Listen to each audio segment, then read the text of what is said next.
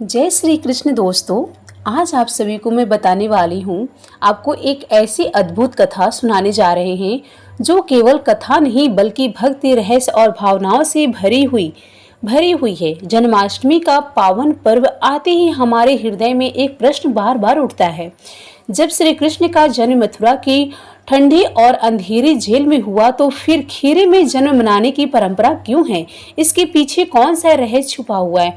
आइए समय के पत्रे पलटते हैं और उस क्षण में चलते हैं जब धरती पर अधर्म का अंधकार छाया हुआ था और मथुरा का क्रूर राजा कंस अपनी बहन देवकी और बहनोई वासुदेव के विवाह में अत्यंत प्रसन्न था। सोने चांदी से सजे रथ पर स्वयं उन्हें विदा करते हुए मग्न था। वो नहीं जानता था कि भाग्य उसकी जीवन गाथा बदलने वाला है। अचानक आकाश में एक गूंजती हुई आवाज आई, कंस, जिस बहन के प्रति तू इतना प्रेम दिखा रहा है उसी की 8वीं संतान तेरी मृत्यु का कारण बनेगी। यह सुनते ही कंस का चेहरा कठोर हो गया। प्रेम की जगह भय और क्रोध ने ले ली। उसने तलवार खींची और देवकी को मारने के लिए आगे बढ़ा, पर वासुदेव ने बुद्धिमानी से उसे समझाया कि 8वीं संतान तो अभी बहुत दूर की बात है, शायद वो कन्या भी हो सकती है। कंस ने देवकी को छोड़ने का वचन तो दिया, लेकिन शर्त रखी कि उनकी हर संतान को उसके हवाले करना होगा। वासुदेव के पास पत्नी की जान बचाने के सिवा कोई विकल्प नहीं था और उन्होंने यह वचन दे दिया, पर यह वचन उनके जीवन का सबसे बड़ा दुख बन गया। कंस ने उन्हें महल के सबसे अंधेरे और ठंडे तलघर की जेल में डाल दिया, जहां सूरज की एक किरण तक नहीं पहुंच पाती थी। दीवारें मोटी और ऊंची थी और बाहर कंस के सबसे निर्दयी पहरेदार खड़े रहते थे। दोस्तों, यही से शुरू होती है भगवान श्री कृष्ण के जन्म की वो अद्भुत और रहस्यमयी गाथा, जिसे सुनकर आज भी हर भक्त का हृदय भाव विभोर हो जाता है। फिर शुरू हुआ एक खौफनाक सिलसिला। एक एक करके पहले 6 पुत्र निर्दयता से मार दिए गए, लेकिन 7वें पुत्र के साथ हुआ कुछ ऐसा जिसका रहस्य आज तक चौंकाता है। 7वें पुत्र का क्या हुआ और 8वें पुत्र के रूप में श्री कृष्ण का जन्म कैसे हुआ और जन्म के बाद कौन कौन से अद्भुत चमत्कार, राक्षस वध और लीलाएं हुई, जिन्होंने धर्म और अधर्म के बीच इस महागाथा को जन्म दिया। दोस्तों, आपसे विनम्र निवेदन है कि इस कथा को श्रद्धा और भक्ति भाव से पूरा अंत तक अवश्य सुने और भगवान श्री कृष्ण के जन्म और बाल्यकाल की अद्भुत घटनाओं के साक्षी बने और उनका दिव्य आशीर्वाद प्राप्त करें। इस पावन अवसर पर आपको और आपके परिवार को जन्माष्टमी की हार्दिक शुभकामनाएं। तो चलिए इस रहस्यमयी और भावुक कर देने वाली कथा को शुरू करते हैं। प्रेम से बोलिए जय श्री कृष्ण, जय बाल गोपाल। वो इतने बेरहम थे कि उनके दिलों में दया नाम की कोई चीज नहीं थी। पहला बच्चा हुआ, कितना प्यारा था वो नन्हे से हाथ, छोटी सी सांसें। देवकी ने उसे अपने सीने से लगाया, बस कुछ पलों का प्यार। फिर वासुदेव को वो बच्चा कंस के पास ले जाना पड़ा और कंस ने निर्दयता से उस मासूम को मार डाला। देवकी का दिल टूट गया। वो दिन रात रोती रही, भगवान, मैंने क्या पाप किया है, क्यों मुझे यह सजा दे रहे हो? दूसरा बच्चा हुआ, फिर तीसरा, चौथा, 5वां, 6वां, 7वां, हर बार यही हुआ। कंस ने हर बच्चे को निर्दयता से मार डाला। देवकी की आंखों से आंसू सूख चुके थे। अब वह केवल आंखें मूंद करके भगवान से प्रार्थना करती, हे परमात्मा, अगर तू है कहीं तो मेरी सुन, मैं अब और सह नहीं सकती। वासुदेव भी टूट चुके थे, उनके बाल सफेद हो गए थे, चेहरा सूख गया था, पर हर रात वो अपनी पत्नी को सांत्वना देते, देवी हिम्मत रखो, भगवान न्याय करते हैं, वो हमारे साथ इतना अन्याय नहीं होने देगा। भाद्रपद मास की कृष्ण पक्ष की अष्टमी रोहिणी नक्षत्र और मध्य रात्रि का समय मथुरा की उस कारागार में जहां देवकी और वासुदेव बंदी थे, एक अलौकिक मौनता छाई हुई थी। बाहर बारिश की बूंदें तेजी से गिर रही थी, मानो प्रकृति भी इस पवित्र घड़ी का स्वागत कर रही हो। देवकी माता, उनकी पीड़ा का क्या वर्णन करूं। वासुदेव मौन बैठे थे, पर उनकी आंखों में एक अजीब सी चमक थी, जैसे उन्हें आभास हो गई कि कुछ अद्भुत होने वाला है। नारद मुनि की भविष्यवाणी उनके कानों में गूंज रही थी। तुम्हारी आठवीं संतान कंस का संहार करेगी। और फिर वो क्षण आया। अचानक कारागार में एक दिव्य प्रकाश फैला। देवकी के गर्भ में एक अद्भुत आभा निकली और उस आभा में स्वयं भगवान विष्णु प्रकट हुए। चार भुजाओं में शंख, चक्र, गदा और पंच धारण किए, मुकुट पर मोर पंख, हंसती हुई आंखें और होठों पर एक मुस्कान जो सारे संसार का कल्याण करती है। देवकी और वासुदेव दोनों भाव विभोर हो गए। उनकी आंखों से प्रेम और भक्ति के आंसू बहने लगे। भगवान ने मधुर स्वर में कहा, हे देवकी, हे वासुदेव, मैं तुम्हारी सातवीं संतान बलराम के रूप में रोहिणी के गर्भ में स्थानांतरित हो गया था और अब तुम्हारी आठवीं संतान के रूप में जन्म ले रहा हूँ। इस प्रकार अर्धरात्रि में जब पूरा संसार गहरी नींद में था, जेल की ठंडी और ऊंची दीवारों के बीच जन्म हुआ उस बालक का जो आगे चलकर जगत गुरु कहलाया। लेकिन जैसे ही भगवान ने मानो शिशु का रूप लिया, दिव्य प्रकाश लुप्त हो गया और वहां केवल एक नवजात शिशु था जो सामान्य बच्चों की तरह रो रहा था। पर इस रुदन में भी कुछ अलौकिक था, मानो यह स्वर सारे ब्रह्मांड में गूंज रहा हो। वासुदेव समझ गए समय आ गया है। उन्होंने शिशु को गोद में उठाया और तभी चमत्कार हुआ। जेल की सभी जंजीरें अपने आप खुल गई, ताले फिर गिर पड़े, दरवाजे स्वयं खुल गए और पहरेदार गहरी नींद में सो गए, मानो किसी अदृश्य शक्ति ने उन्हें सम्मोहित कर दिया हो। और बाहर मूलधारा वर्षा हो रही थी। वासुदेव ने शिशु को टोकरी में लिटाया और सिर पर रख लिया। यमुना जी को पार करना था, पर नदी उफान पर थी। लहरें इतनी ऊंची थी कि मानो समुद्र हो। लेकिन जैसे ही वासुदेव ने यमुना में पैर रखा, चमत्कार हुआ। जल स्तर कम होने लगा, लहरें शांत हो गई, मानो यमुना मैया स्वयं अपने कृष्ण के स्वागत में मार्ग बना रही हो। तभी वर्षा और तेज हुई तो सहस्त्र फड़ों वाले शेष नाग प्रकट हुए और अपने विशाल फड़ों से शिशु को भिगोने से बचाया। वासुदेव के हृदय में केवल एक ही भाव था, अपने बच्चे को सुरक्षित गंतव्य तक पहुंचाना। अंततः वो पवित्र धारा गोकुल पहुंची, जहां हर गली में प्रेम की सुगंध बसी थी, जहां गायों का हुंकार, बच्चों की किलकारियां और गोपियों के मधुर गीत वहां में तैरते रहते थे।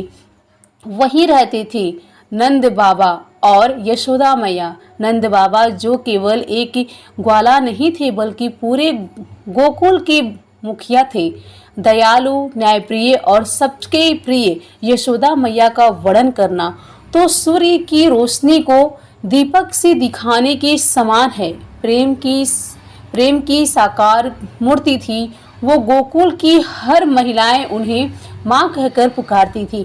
बच्चों के लिए उनका प्रेम अर्थात था, लेकिन अपनी संतान न होने का दर्द उनके मन में गहरे तक बसा था।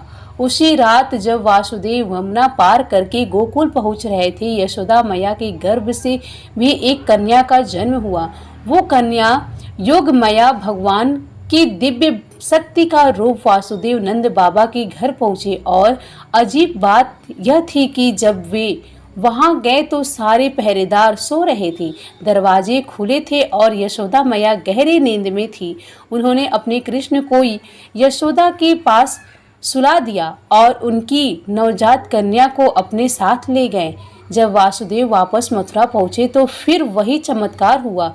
जेल के दरवाजे अपने आप बंद हो गए, जंजीरें फिर से उनके हाथ पैर में बढ़ गई और बाहर से लगता था जैसे कुछ हुआ ही नहीं हो। सुबह हुई, गोकुल में यशोदा मैया की आंख खोली तो देखकर दंग रह गई। उनकी गोद में एक अप्रितिम सुंदर बालक था, जिसके चेहरे पर ऐसी आभा थी कि जैसे चांद धरती पर उतर आया हो। बड़ी बड़ी आंखें, मुस्कुराते होठ और माथे पर वो तिलक जो प्राकृतिक रूप से बना था। यशोदा की आंखों में खुशी के आंसू थे। वह उस बच्चे को छाती से लगाकर रोने लगी। इतने सालों का इंतजार, इतनी प्रार्थनाएं और आखिरकार उनकी गोद भर गई। नंद बाबा भी जब जागे तो खुशी से पागल हो गए और पूरे गोकुल में प्रश्न का ऐलान कर दिया। ढोल नगाड़े बजाने लगे, मिठाइयाँ बांटी गई, गाय खुशी से रंभाने लगी, जैसे वो भी जान गई कि उनका कन्हैया आ गया है। वहीं मथुरा में जब कंस को पता चला कि देवकी के 8वें बच्चे का जन्म हुआ तो वो आग बबूला हो गया। वो तुरंत कारागार पहुंचा। आंखों में खून उतर गया था। हाथ में नंगी तलवार लेकर चिल्लाया, कहाँ है वो बच्चा जो मेरी मौत का कारण बनेगा। देवकी ने कांपते हुए कन्या योगमाया कंस को सौंप दी। कंस ने बिना कोई देरी किए उस कन्या को पत्थर पर पटकने की कोशिश की, लेकिन वो कन्या कंस के हाथ से छूटकर आकाश में उड़ गई। रूप लेकर बोली, अरे मूर्ख कंस, तेरा काल तो गोकुल में पल रहा है। तूने मुझे मारने की कोशिश की, लेकिन जो तेरी मृत्यु के कारण बनेगा वो तो सुरक्षित है। कंस का चेहरा पीला पड़ गया। उसे समझ आ गया कि उसे धोखा दिया गया है। वो क्रोध से पागल हो गया और अपने सैनिकों को आदेश दिया, जाओ मथुरा और आसपास के इलाकों में जितने भी नवजात बच्चे हो सबको मार डालो। लेकिन गोकुल के तो खुशियों का माहौल था। यशोदा मैया अपने कन्हैया को लोरी सुना रही थी। बच्चा गोद में मुस्कुरा रहा था।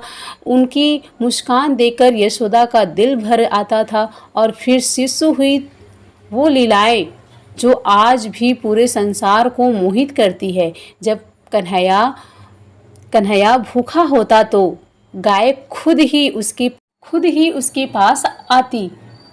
जब वह रोता तो बारिश रुक जाती। जब वो मुस्कुराता तो फूलों से भरी हवा चलने लगती।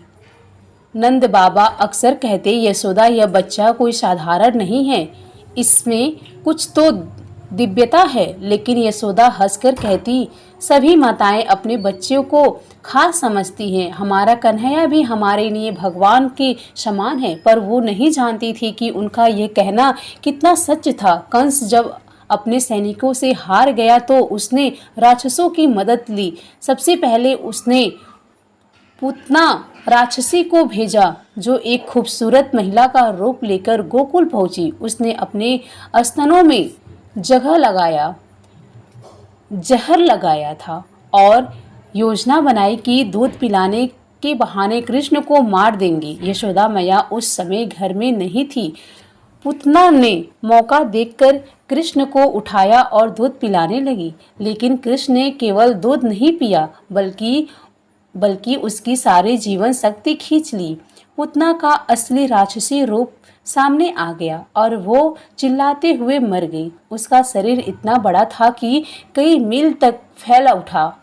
गोकुल के सभी लोग डर गए, लेकिन कृष्ण शांति से मुस्कुरा रहा था। यशोदा जब लौटी तो अपने बच्चे को सुरक्षित देखकर राहत की सांस ली। इस घटना के बाद गोकुल के लोगों को यकीन होने लगा कि यह बच्चा कोई साधारण नहीं है। और जैसे जैसे वो बड़ा हुआ, उसकी लीलाएं और चमत्कारी होती गई। यमुना में कालिया नाग का आतंक था। उसके जहर से पानी इतना बेसैला हो गया था कि कोई भी जीव इसके पास नहीं जा रहा था। एक दिन खेलते समय गेंद यमुना में गिर गई। सब डर रहे थे, लेकिन कृष्ण कहा, मैं ले आऊंगा। वो यमुना में कूद गया। कालिका नाग ने हमला किया उसके 100 फन थे और आंखों से आग निकल रही थी, लेकिन कृष्ण ने उसके सिर पर नृत्य करना शुरू कर दिया। कालिका की शक्ति क्षीण होने लगी। अंत में उसने हार मान ली और कृष्ण से क्षमा मांगी। कृष्ण ने उसे माफ किया और समुद्र में जाने को कहा। इंद्र देवता को अपने बल का बहुत घमंड था।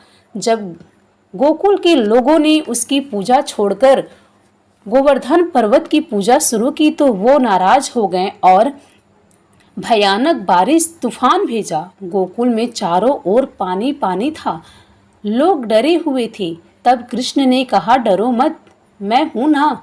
और फिर हुआ वो चमत्कार। कृष्ण ने अपनी छोटी उंगली पर पूरा गोवर्धन पर्वत उठा लिया और 7 दिन तक उसे ऐसे ही थामे रखा। ये देखकर गोकुल के लोगों को पक्का विश्वास हो गया कि कृष्ण कोई साधारण इंसान नहीं। यशोदा मैया अवाक रह गई। नंद बाबा की आंखों में के आंसू थे। इंद्र को अपनी गलती का एहसास हुआ और वो कृष्ण से क्षमा मांगने आए। गोकुल में एक और घटना घटी जिसने कृष्ण की जिंदगी को नया मोड़ दिया। राधा का आगमन बरसाना में आई। राधा रानी जिनकी एक झलक ने कृष्ण के हृदय को छू लिया। यमुना के तट पर पहली मुलाकात में ही उनकी आंखों में एक अजीब सी चमक थी, जैसे 2 आत्माएं एक दूसरे को पहचान गई हों। उनका प्रेम इतना पावन था कि प्रकृति भी उसका गवाह बनती थी। जब दोनों साथ होते तो हवा में प्रेम की सुगंध फैल जाती, फूल अपने आप खिल जाते। जब कृष्ण 16 वर्ष के हुए तो अंकुर जी गोकुल आए, जो कृष्ण और बलराम को मथुरा ले जाने के लिए भेजे गए थे। उन्होंने बताया कि कंस ने एक कुश्ती का आयोजन किया है और सभी यादव युवकों को वहां आना है। यह सुनकर यशोदा मैया की दुनिया उजड़ गई। वो कृष्ण से लिपटकर रोने लगी। नहीं कन्हैया, तू कहीं नहीं जाएगा, तो मेरा है, केवल मेरा। कृष्ण की आंखों में भी आंसू थे। उन्होंने कहा, मैया, मैं आपका हूँ और हमेशा रहूंगा। ये रिश्ता कभी नहीं टूटेगा। राधा को जब पता चला तो उनका दिल टूट गया। उन्होंने कहा, तुम जा रहे हो, लेकिन मेरा प्रेम तुम्हारे साथ जाएगा। दूरी केवल शरीर की होती है, आत्मा की नहीं। पूरा गोकुल रो गया था। गायें उदास थी, पक्षी भी चुप थे, जैसे खुशियों का सूरज डूब गया हो। मथुरा पहुंचकर कृष्ण ने सबसे पहले कंस के भेजे हुए चारूण और मुष्टिक नामक पहलवानों को हराया। फिर एक झटके में कंस का वध कर दिया। कंस की मृत्यु के साथ ही वो श्राप टूटा जो देवकी और वासुदेव पर था और वे जेल से मुक्त हुए। जब कृष्ण ने अपनी वास्तविक आत्मा देवकी के चरण छुए तो देवकी की आंखों में आंसू थे, लेकिन कृष्ण के दिल में अभी भी यशोदा मैया की याद थी। वे अक्सर गोकुल की तरफ देखते और मन कहते, मैया, आपका कन्हैया आपको कभी नहीं भूलेगा। अब समझ आता है कि क्यों कृष्ण का जन्म जेल में हुआ, लेकिन उन्हें गोकुल का माना जाता है। जन्म तो केवल शरीर का होता है, लेकिन पहचान प्रेम से बनती है। कृष्ण का शरीर मथुरा की जेल में पैदा हुआ, लेकिन उनकी आत्मा गोकुल में पली बढ़ी। यशोदा मैया का दूध, नंद बाबा का आशीर्वाद, गोकुल की मिट्टी और यमुना का पानी, इन सब ने मिलकर कृष्ण को वो बनाया जो वे थे। वास्तव में कृष्ण का जेल में जन्म इस बात का प्रतीक है कि भगवान हमेशा कष्ट में आते हैं। जब धरती पर अन्याय बढ़ता है तो वे स्वयं अवतार ले आते हैं, लेकिन उनका पालन पोषण प्रेम से होता है। गोकुल के प्रेम से बाद कृष्ण द्वारका के राजा बने। वे अर्जुन के सारथी बने, गीता का उपदेश दिया। लेकिन जब भी कोई उससे पूछता कि वे कौन है, तो वे कहते, मैं गोकुल का ग्वाला हूँ, यशोदा मैया का कन्हैया हूँ। द्वारका में राज्य करते समय भी उनके मन में गोकुल की याद थी। वे अक्सर यमुना के तट पर जाकर उन दिनों को याद करते जब वे छोटे से कन्हैया थे। कृष्ण की 108 रानियां थी, लेकिन उनके दिल में राधा रानी का स्थान था। उनके हजारों मित्र थे, लेकिन गोकुल के ग्वालवाल सबसे प्रिय थे। वे महान योद्धा थे, लेकिन यशोदा मैया के सामने छोटा सा बच्चा बन जाते थे। मित्रों, जब आप कृष्ण जन्माष्टमी मनाते तो याद रखिएगा, कृष्ण का जन्म मथुरा में हुआ था, लेकिन उनका हृदय गोकुल में बसता था। और यही कारण है कि आज भी जब हम कृष्ण को याद करते हैं तो गोकुल के कन्हैया की छवि मन में आती है। दरअसल खीरे से जन्म वाली बात भागवत पुराण या मुख्य वैदिक ग्रंथों में नहीं आती, बल्कि यह खासकर झारखंड, बिहार, बंगाल और यूपी उत्तर प्रदेश के ग्रामीण लोक कथाओं में मिलती है। वहाँ इसे इस तरह समझाया जाता है कि संस्कार और पवित्रता का प्रतीक खीरा ककड़ी जल और ठंडक से भरा रहता है और इसे पवित्र व शुद्ध जल माना जाता है। लोक कथाओं में खीरा गर्भ की तरह भीतर जीवन संरक्षण रस से भरा दिखाया जाता है, इसलिए इसे गर्भ का प्रतीक मानकर भगवान के जन्म से जोड़ा जाता है। दूसरा, श्रावण भाद्रपद की सफल कृष्ण जन्माष्टमी के समय खीरा सीजन में खूब मिलता है। ग्रामीण परंपराओं में खीरे को जन्म का प्रतीक मानकर कथा सुनाते समय या पूजा में अर्पित किया जाता है और कुछ जगह इसे प्रतीकात्मक जन्म स्थान मानकर फोड़ा भी जाता है। तीसरा, गुप्त संकेत लोक कथाओं में यह भी कहा जाता है कि जब देवकी ने कारागार में कृष्ण को जन्म दिया तो वासुदेव ने उन्हें रात में गोकुल पहुंचाया। खीरा यहाँ एक गुप्त प्रतीक है, जिससे यह बताया जाता है कि बच्चा सुरक्षित बाहर पहुंच गया है।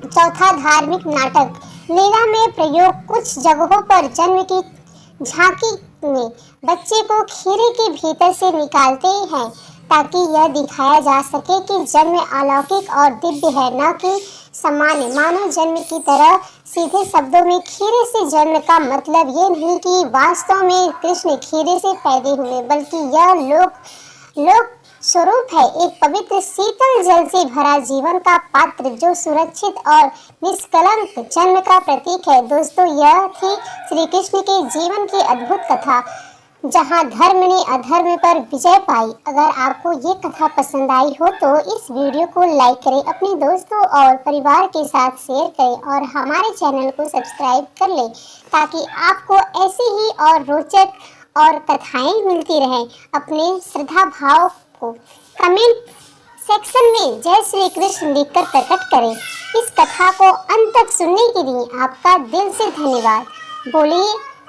बोलिए जय श्री कृष्ण और बेल आइकन दबाएं ताकि आप सभी को हर एक नोटिफिकेशन जरूर मिले।